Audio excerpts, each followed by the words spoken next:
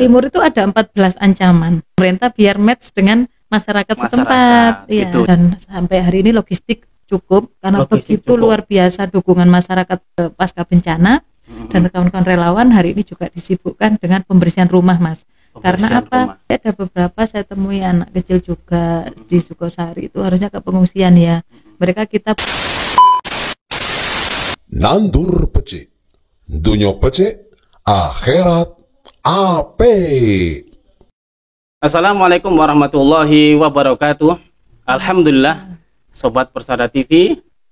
Hari ini kita jumpa lagi dalam satu tajuk namanya Nandur Becik, Dunia Becik, Akhirat Api. Iya. keren. Alhamdulillah, terima kasih. Ini hari yang sangat istimewa, sangat juga kelihatannya agak mendung-mendung, tapi kayaknya gimana ya, seger gitu ya rasanya. Ya, ini mudah-mudahan semua para sahabat Persada TV dalam keadaan sehat, paripurna, dalam keadaan juga hari ini barokah hari ini. Alhamdulillah, ini kita di beberapa waktu ini ya, kita diberikan satu ujian oleh Allah, bangsa Indonesia, yaitu adanya erupsi Semeru yang terjadi pada 4 Desember 2021.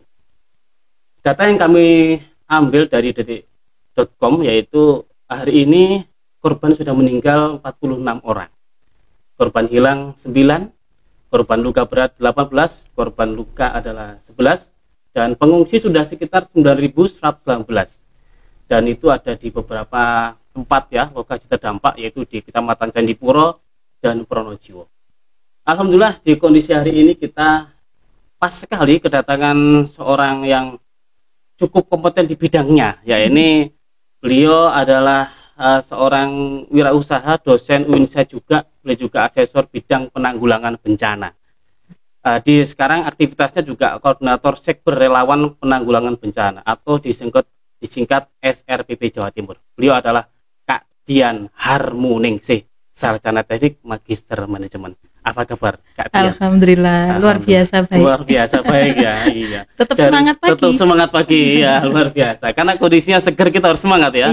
Iya, luar biasa. Sehat sekeluarga ini ya. Alhamdulillah. Banyak sekali kelihatannya riwa-riwi ke sana kemari kegiatannya, karena sebagai sekber ini gimana ini sebenarnya ini?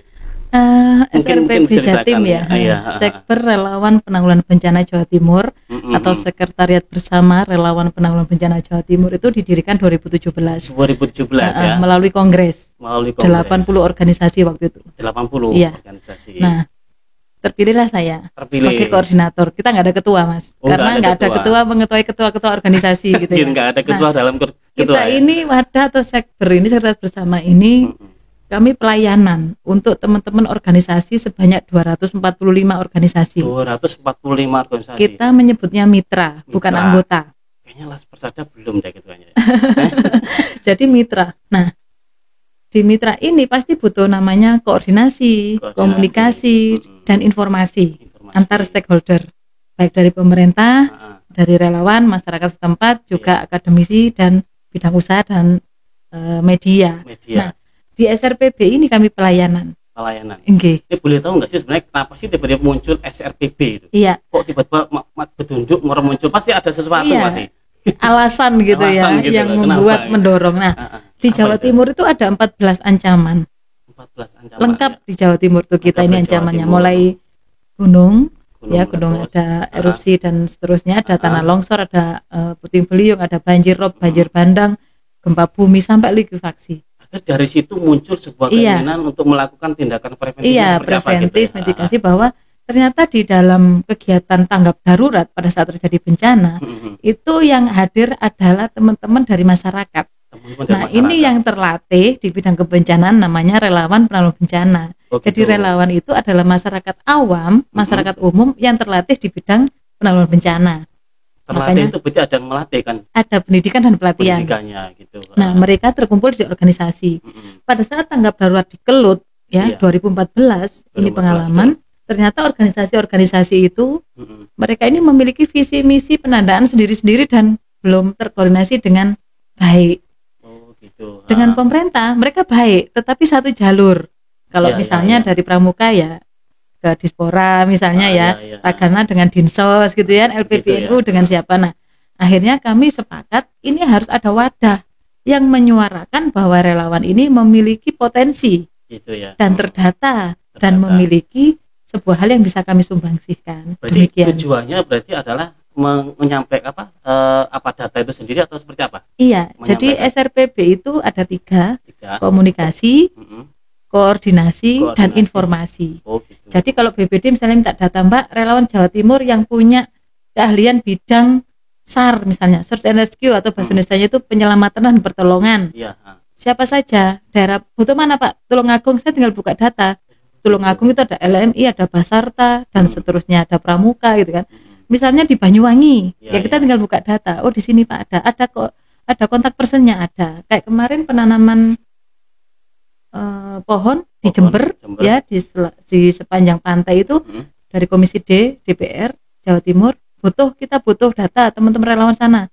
Kita sudah tinggal buka data. Jadi mempercepat koordinasi. Mapping potensi itu Betul. sudah ada ya. Iya. Jadi nanti lagi dikerjakan langsung, gitu, ya, sambil jalan. Ya. Jadi nanti kalau ada butuh apa langsung dari SCBI langsung muncul atau data itu ya. Kita memberikan support data itu. Langsung, iya. Gitu ya. Jadi seperti itu ya. Program pemerintah biar match dengan masyarakat setempat. Gitu. Jadi para sobat Persada TV, inilah SRPB yang luar biasa ini. Ternyata ada satu kesamaan kepedulian sehingga muncullah ini semua ya. Jadi seperti itu. Baik, Kak Dian, ini karena kita juga bicara tentang apa ya tadi erupsi Semeru ya. Jadi kita coba mungkin bisa nggak disampaikan kondisi terkini dari lokasi terdampak erupsi sekarang. Mungkin bisa disampaikan ke para sobat, kita nyebutnya sobat Persada TV. Sobat Persada TV. Ya, gitu. Keren.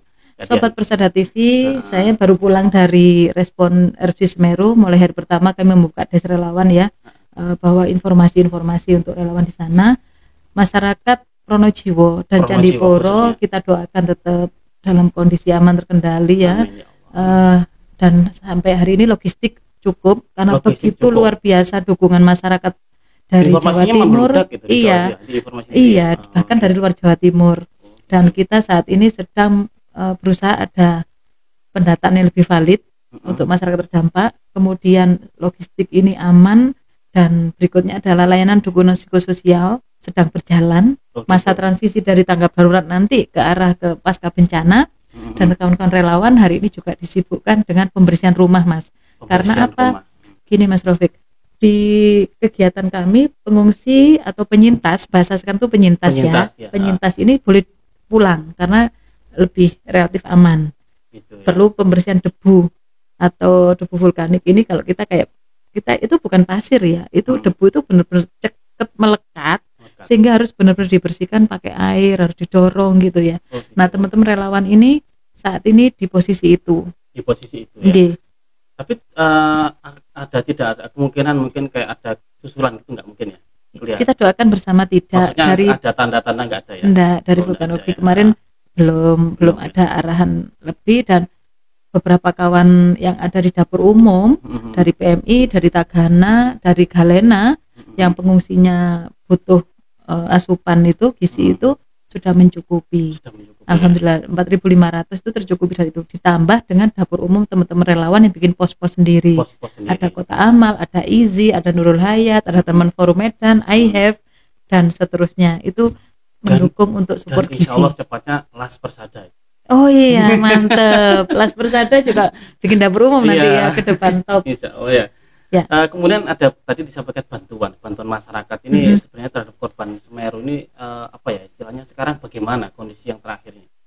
Cukupkah atau mungkin bagaimana? Ya kita berharap kawan-kawan sobat Persada TV itu lebih wise, lebih bijaksana. Memang di awal tanggap darurat ya hari pertama sampai seminggu ini banyak yang suplai logistik ya. Saya berharap kita lebih bijaksana. Ayo kita tahan dulu kalau masih yang berupa dana yang belum terlanjur belanja. Karena ada masa transisi dan pasca bencana. Coba kita lihat Fasum, musola, sekolah, masjid itu butuh nanti perbaikan ya. Dan mereka juga nanti butuh support untuk beli lemari, beli ATK dan seterusnya. Kemarin itu saya dengar dari yang kita utus ke sana ya. Di beberapa tempat itu mendapatkan banyak, tapi di beberapa pedalaman itu sampai dia menjual sesuatu untuk apa ya, untuk kebutuhan itu kasuistik ya? Jadi gini, kalau kita misalnya di tanggap darurat istilah pemerataan itu penting, tetapi kita tahu data itu asesmen di hari pertama sampai hari ketiga itu kadang masih morat-marit karena petugas di lapangan juga punya keterbatasan. Di sana juga hujan Mas kondisinya kemarin, saya juga sempat mengalami. Kehujanan ya. Iya, jadi kawan-kawan Sobat Persada TV, ayo mulai sekarang kita juga bermedsos itu lebih clear ya. Kalau ada begitu biasanya kasuistis.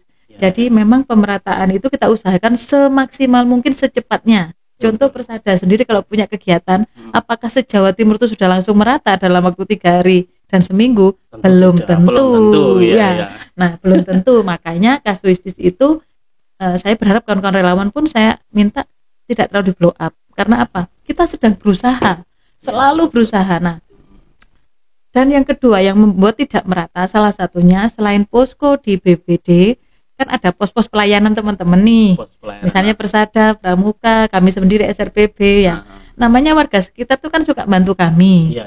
Kadang kami ada bantuan daging. Kemarin dari iHave itu nyembelih 1 sapi di daerah Sumberwuluh. Otomatis yang dapat daging sapi siapa ya? Sumberwuluh. Sedangkan yang jauh Sumbermujur ya belum tentu gitu kan. Nah, ini kalau dijadikan catatan nggak merata daging sapi ya tentu menjadi sebuah catatan nggak merata. Begitu. Berarti sikap kita ini harus wise tadi. Wise, bijaksana melihatnya utuh ya gitu ya. Iya. Daripada kita membuat sesuatu yang apa ya, sebenarnya justru malah meresahkan. Mendingan kita melakukan aksi kan gitu. Betul. Ya. Karena sesungguhnya apa ya, pernyataan itu, aksi nyata itu pernyataan sesungguhnya. Betul. Jadi di lapangan itu ada kesulitan dan faktor X-nya banyak. Jadi faktor X-nya banyak. Teman-teman trail dari Brandal Alas Rescue, dari teman-teman asosiasi trail di Madura itu mereka bawa trail untuk mengirim bantuan ke titik-titik terpencil itu yang sulit dijangkau 4R R4 kok 4R4. Jadi kalau mobil nggak bisa mereka pakai trail. Nah, memang kita harus apresiasi. Ada kondisi di mana harus pakai itu ya, karena nggak bisa mobil kan. Betul. Ya. Nah, itu di dalam tuh masyarakat juga memang ada di sana atau mungkin ada yang belum terevakuasi gitu. Ada yang tidak mau.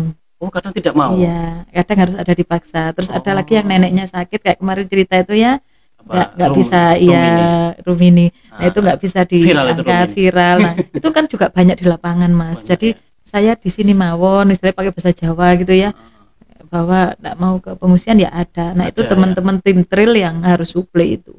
Nah, ini mohon dipahami juga gitu kesulitan di lapangan. Mungkin juga terus kemudian dipaksa ya, namanya manusia kan punya perasaan ya. Jadi kayak gitu akhirnya dari tim ini yang trail yang tadi itu ya yang harus turun sana gitu. Bahkan kita tim kesehatan, dokter ataupun perawat juga harus kita bonceng pakai trail untuk sampai seperti itu ya. Makanya teman-teman Sobat Persada TV, ayo kita hormati teman-teman dari pemerintah, BPD, Pemkab, relawannya, pihak akademisi juga berusaha untuk melayani lebih baik. Tadi sempat bicara tadi yang di dalam tidak berkenan untuk ke pengungsian ya. Atau mungkin barangkali evakuasi ya. Mungkin ada beberapa kisah-kisah yang mengharukan ya kira-kira yang sangat betul-betul ini ya haru gitu. Gimana itu? Jadi ada beberapa saya temui anak kecil juga di Sukosari itu harusnya ke pengungsian ya. Mereka kita buatkan sekolah gembira, Mas, di bukit gembira. Di dekat rumahnya ya. Namanya Sukosari Sumberwuluh. Saya di sana seminggu sama teman-teman untuk LDP, layanan dukungan psikososial.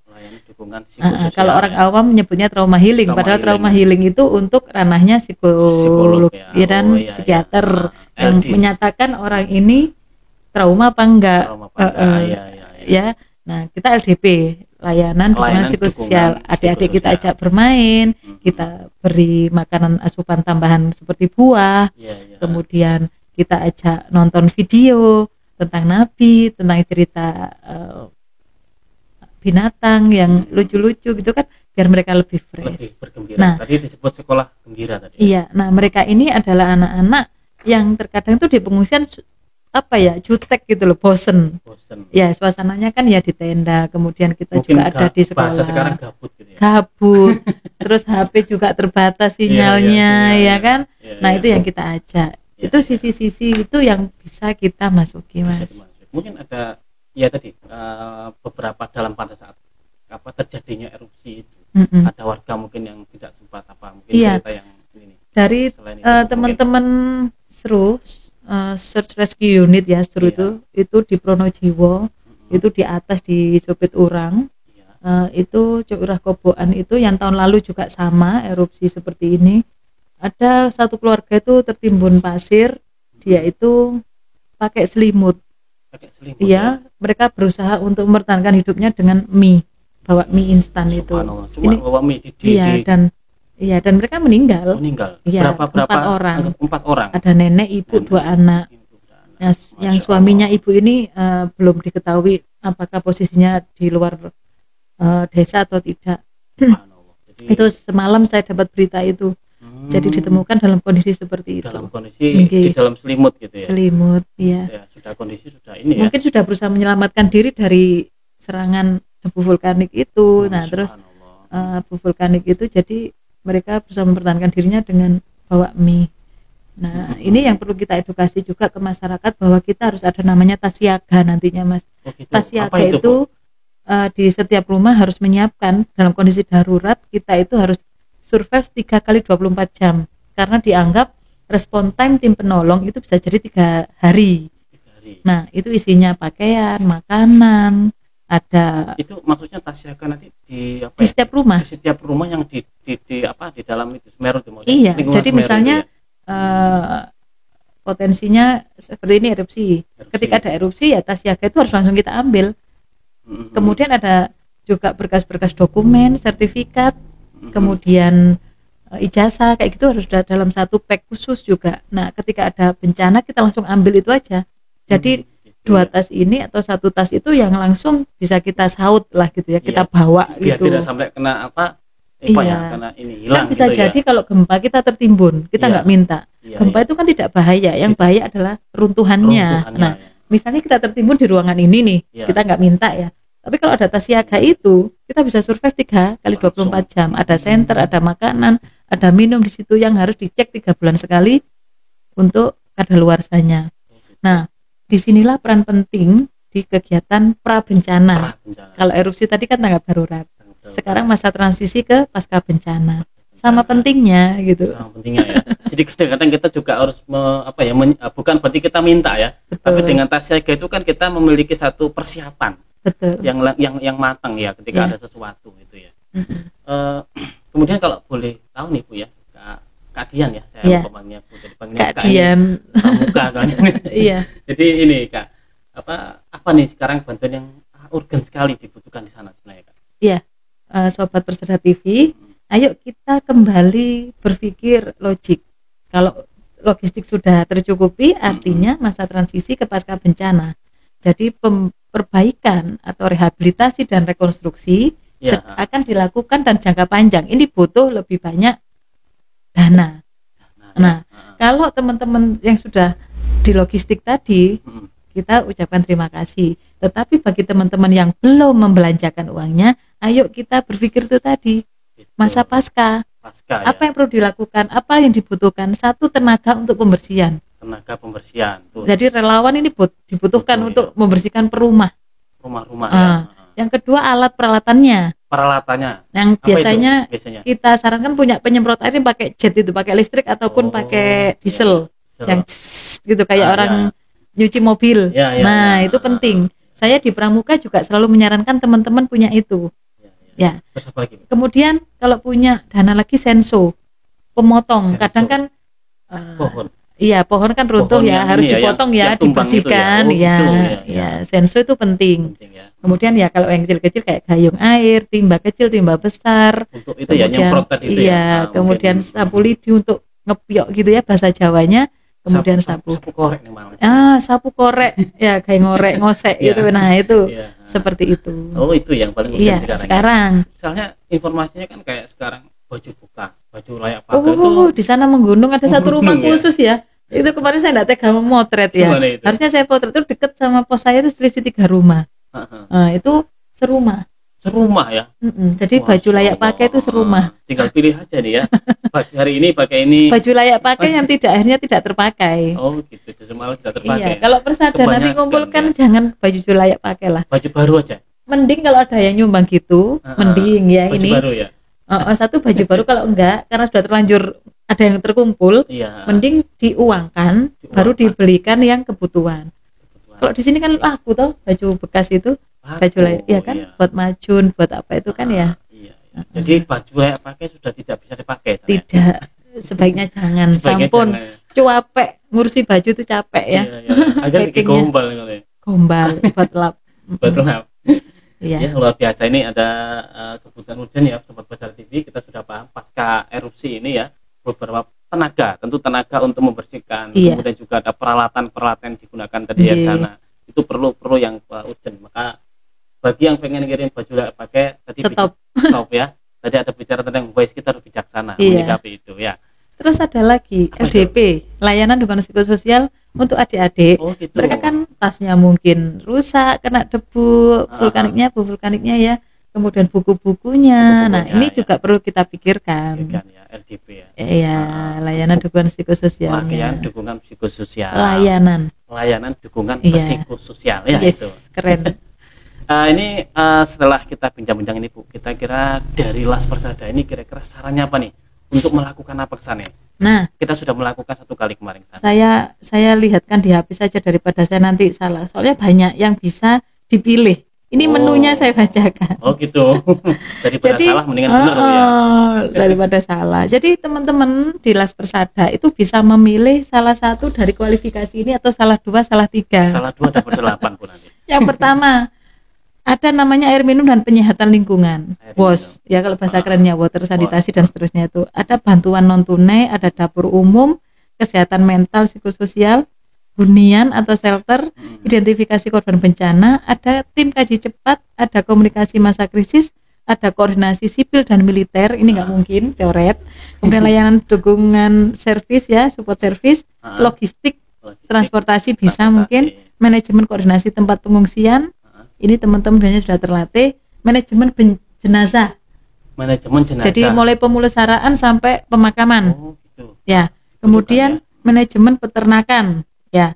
Kemudian ada lagi manajemen relawan seperti kami. SRPB ini khusus di sini manajemen relawan. Kemudian operasi tanggap darurat. Kemudian ada pemulihan keluarga yang terpisah. Jadi ada keluarga itu yang satu di sekolah, satu di tempat kerja, satu lagi di pengungsian gitu. Kan gitu kan. Nah, itu bagaimana dia manajemennya ya? Ada datanya. Nah, kemudian pendamping masyarakat lainnya termasuk agama, kegiatan ngaji anak-anak yang Nasrani, yang Katolik, yang Kristen ya itu bisa. Kemudian pendidikan dalam keadaan darurat. Jadi kita punya sekolah darurat kalau di daerah bencana. Las Persada kalau punya dana silakan beli tenda yang gede itu ditulisin ya. Las Persada gitu ya. Sekolah darurat. Nah, keren ya kan? Kemudian ada penyuluh kesehatan kalau punya tim kesehatan. Ya, kemudian perlindungan anak dalam keadaan darurat. Mungkin ada satu pos khusus untuk perlindungan anak. Karena mohon maaf anak-anak itu kan bisa jadi kena harmful ya, kena sebuah pelecehan seksual, kena apa gitu. Nah, ini juga ada pos kalau di daerah tanggap darurat itu untuk perlindungan anak. Nah, kemudian ada pusat data informasi. Ini saya di sini pusat data informasi. Kemudian teknologi informasi dan komunikasi dan ada tenaga medis. Jadi Las Persada menu yang saya bacakan tadi milih salah 2, salah 3, salah 5. Wah, gitu ya, milih salah. Tadi sarannya sekolah darurat tadi ya. Sekolah darurat. Logistik, transportasi. Tentu di sana juga ada yatim. Kita kan juga banyak konsep yatim. Gimana betul. Itu? Saya setuju. Las Persada ini kan khusus juga banyak panti asuhan ya. Data itu kalau jenengan punya itu lebih keren. Jadi ada donatur yang fanatik untuk menyalurkan dananya, menyalurkan bantuannya berupa barang ke anak yatim piatu. Nanti bisa ditunjukkan SRPB di mana ya? Iya, kemarin itu saya arahkan ke teman-teman FOS yang di jenengan kan juga. Persada kan juga termasuk masuk. Nah, karena yang saya paham teman-teman FOS. Nanti kalau Persada ini mengambil satu peran di sini, kami punya data anak yatim piatu di daerah A ini valid gitu.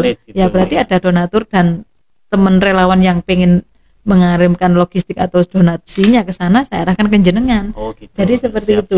Ya, keren kan? Keren ya. Jadi itu para sobat Bacara TV, hal-hal yang harus dilakukan untuk Las Persada ini ada beberapa hal. Contoh tadi yang disarankan beliau, sekolah darurat. Bikin tenda yang besar ya di sana untuk sekolah darurat. Itu berarti kita harus kompetensinya gimana Bu paling mana dengan hal seperti itu nanti? Satu, dia harus terlatih di bidang LDP.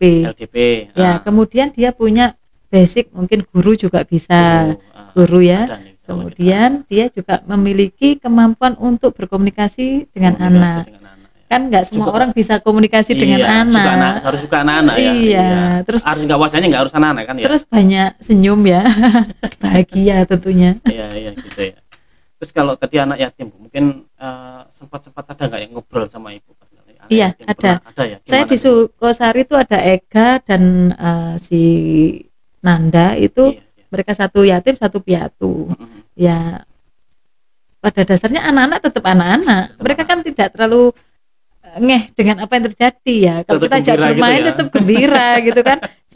Waktu itu saya bikin kuis, hadiahnya buah pir dan apel ya seneng aja gitu kan.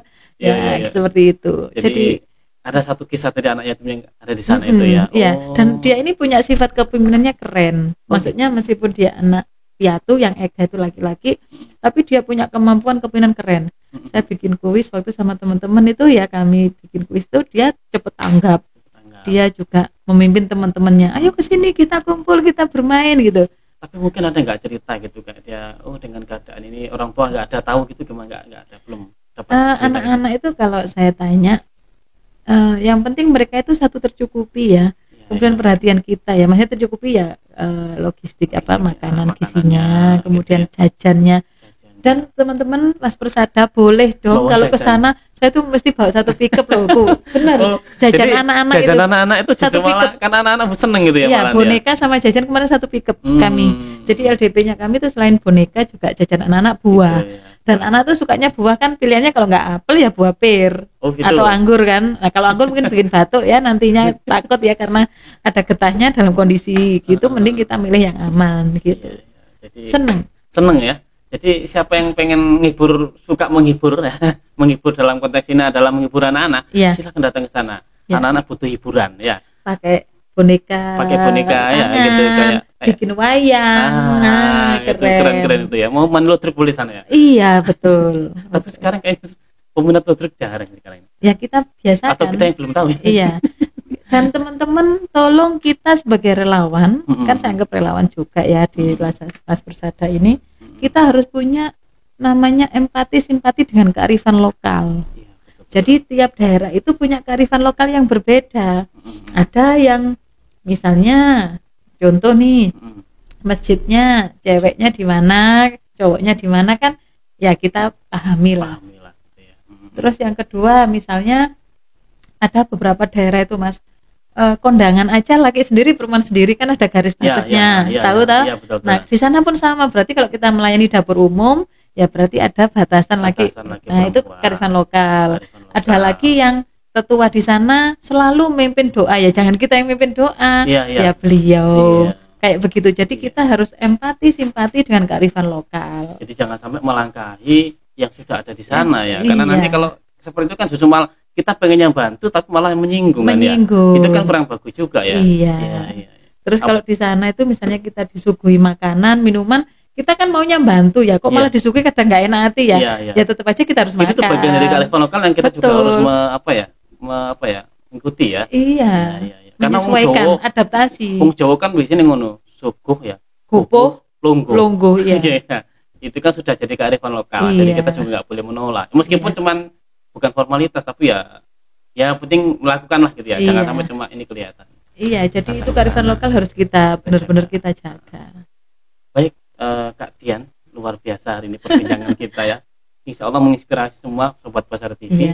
Yang terakhir mungkin apa nih hikmah di balik ini barangkali bisa diambil teman-teman untuk Sobat Persada TV di Las Persada, Sobat Persada TV juga, dan teman-teman relawan yang tangguh ya.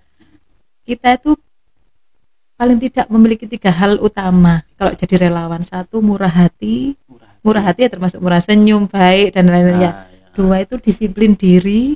Kalau kita dilarang masuk ke daerah tertentu zona merah dari petugas ya, dari tim Basarnas ya, kita harus disiplin. Yang terakhir adalah sabar. Karena dalam kondisi apapun masyarakat itu di penyintas itu terkadang membuat kita emosi, ada perkataan apa, perilaku apa, lah kita harus tetap sabar, kita harus memaklumi bahwa beliau-beliau ini sedang terdampak dan sedang berduka, sehingga emosinya tidak stabil.